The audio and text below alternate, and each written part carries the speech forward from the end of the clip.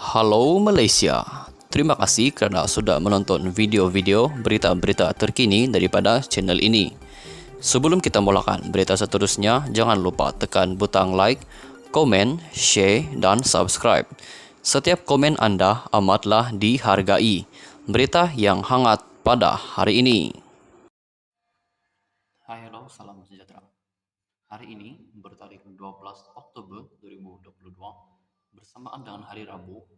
Saya mendapat satu berita yang amat menggemparkan semua rakyat Malaysia, khususnya bagi peminat-peminat Ismail Sabri Yaakob.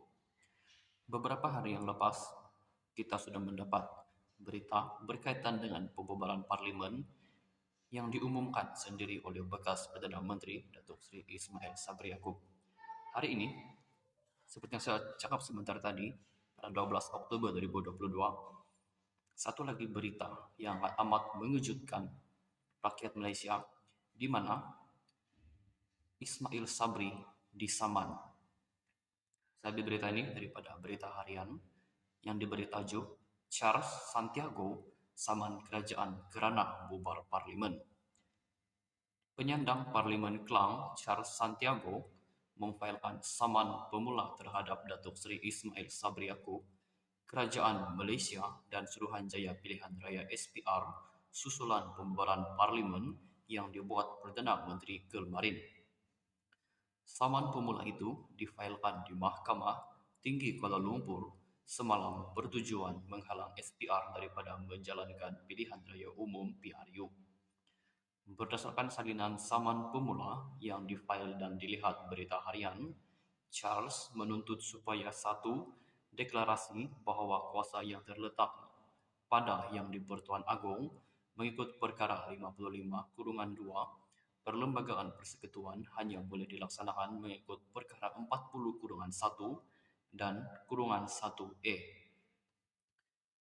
Perkara 55/2 membabitkan Yang di-Pertuan Agong boleh memprorog atau membubarkan parlimen. Peruntukan Perkara 40/1 pula menyatakan Yang di-Pertuan Agong hendaklah bertindak mengikut nasihat pada menjalankan fungsinya di bawah perlembagaan ini atau Undang-Undang Persekutuan. Yang di-Pertuan Agong hendaklah bertindak mengikut nasihat Jemaah Menteri atau nasihat seseorang menteri yang bertindak di bawah kuasa am Jemaah Menteri, kecuali sebagaimana yang diperuntukkan selainnya oleh perlembagaan ini, tetapi Yang di-Pertuan Agong berhak atas permintaannya untuk mendapat apa-apa maklumat berkenaan dengan pemerintahan persekutuan yang boleh didapati oleh Jemaah Menteri. Manakala -1A adalah sewaktu menjalankan fungsinya di bawah perlembagaan ini atau Undang-Undang Persekutuan, jika Yang di-Pertuan Agong dikehendaki bertindak mengikut nasihat, atas nasihat atau selepas menimbangkan nasihat, Yang di-Pertuan Agong hendaklah menerima dan bertindak mengikut nasihat itu.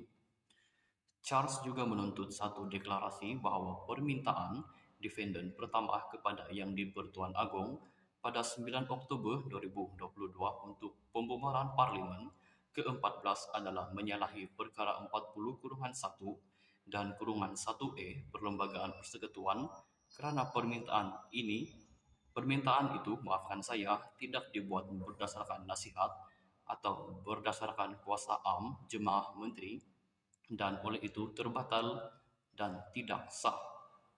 Beliau juga menuntut satu deklarasi bahawa pembubaran Parlimen ke-14 pada 10 Oktober 2022 seperti yang dimaklumkan melalui PU-E 320 tidak mengikut Perkara 55/2 dibaca bersama Perkara 40/1 dan 1A dan -1A Perlembagaan Persekutuan dan tidak mempunyai kesan undang-undang.